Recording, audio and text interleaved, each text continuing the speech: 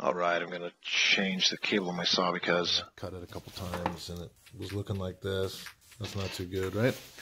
So, I'm trying to figure out how to do without having to spend the $35 to replace the whole thing. And because all this, the trigger mechanism and everything works fine. So, I'm just going to use these and tuck them into the trigger handle.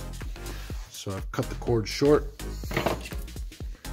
Cut the cord short, maybe 2 feet, 2.5 feet, and we'll just put those together, tuck those into the handle, see if it works.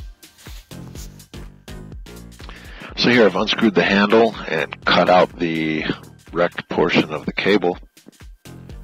So I'm using my little stripping and crimping tool, going to the 14 gauge stripper area.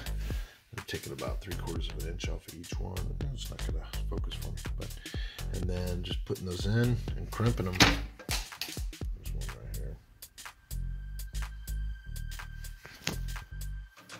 So just like this, crimp maybe 1/2 to 3/4 of an inch off. Strip rather. Twist it up to make it nice and tight so that it fits into the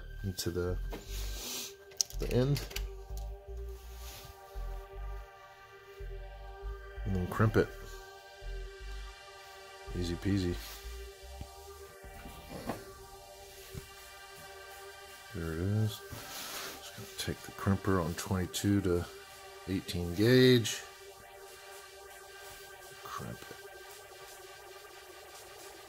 and then 2/3 back, do the same thing, halfway back.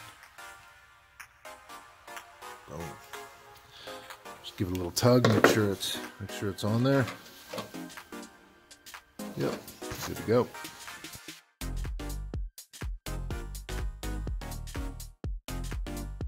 Plugged in, but that's what it's gonna look like. I'm just gonna plug it in real quick and make sure that the saw works. It's all done. Now I can get back to building a better workstation for all my stuff so that it's not so messy. Here it is. Back together, handle went on perfectly. Fired up and